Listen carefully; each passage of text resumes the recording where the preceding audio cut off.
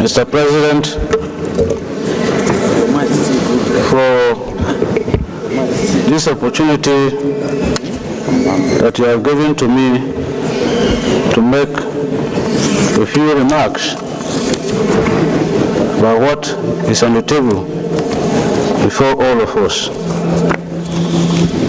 Distinguished colleagues, I know how senators are have been feeling about the subject of discussion today. Mr. President, distinguished colleagues, I am sure that all of us are very well aware of the efforts that were made to avoid today. And so I want to say, on behalf of myself and my colleagues on this side of the aisle, that we feel very sad that this thing is coming from this side. I would have loved that it is coming from this side.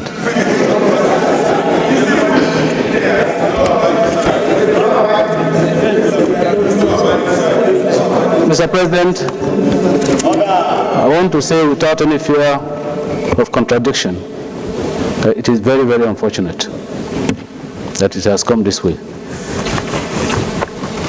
Like I said, all efforts were made to avoid what is happening today. We are members of the minority on this side, but we are also senators of the Federal Republic of Nigeria. And we have our rules. And as chronologically put together here, there is no doubt that there has been a breach of our rules. And breaches of rules and laws definitely come with consequences.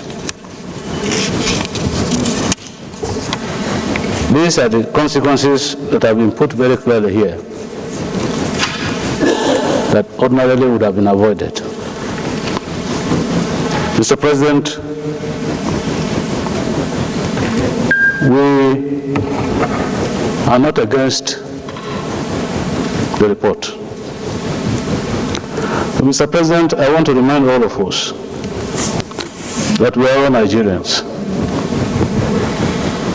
And as Nigerians, we have the tradition encapsulated in the sage that if you beat your child with the right hand, you draw that child with the left hand. We therefore say that this Senate is aware that even in our homes, we have very recalcitrant children. We don't drive these children away from the house, so we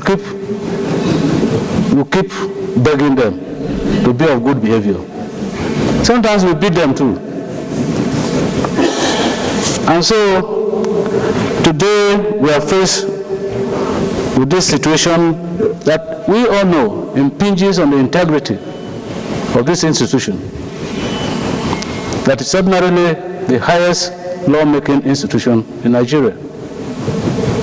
And so the expectation of many Nigerians is that we must demonstrate the highest level of integrity. And it starts with obeying our rules. Having said that, Mr. President, from this side of the aisle, we want to plead that while implementing these recommendations that will be approved by the Senate, or is most likely to be approved by the Senate, if it is convenient for the Senate and Mr. President, now that even the committee has given a window of possible mitigation of this sentence, we want to ask if it is convenient for the Senate and Mr. President that the 6 months punishment for suspension be reduced to 3 months. I say this with all with all sense of responsibility, but I think that with what has been canvassed here and the unanimity of senators on the gravity of these incidents, on the integrity of this institution, that 3 months is sufficient for some level of restitution. That 3 months will be enough for our sister and us here to reflect, to circumspect, and agree with the generality of opinion here. One person or 2 persons or even a group of persons cannot be bigger than the generality of the Senate here. And even as we rose from our meeting yesterday, to avoid this moment, we had raised a subcommittee to interface with the relevant persons in this impasse. Unfortunately, we have not been able to actualize our desires until today. And so, Mr. President, on behalf of myself and my colleagues here, we just pray that this type of ugly circumstance will not rear its head again. And going forward, having admitted that we are one family in this Senate before, that we will continue to remain the one family that we have adopted for ourselves in the past, believing that Nigerians are looking up to us for laws and checks that bring succor to the ordinary Nigerian. I think that, as unfortunate as it is, this distraction is avoidable. And after today, Mr. President, I hope very sincerely that all of us will put hands together to ensure that we abide by the rules of the Senate, that we conform ourselves and focus ourselves very, very sensibly on the reasons why we are here, to make laws for this country, to attract benefits to our constituencies, and ensure that Nigerians benefit from good governance. Mr. President, I thank you for this opportunity.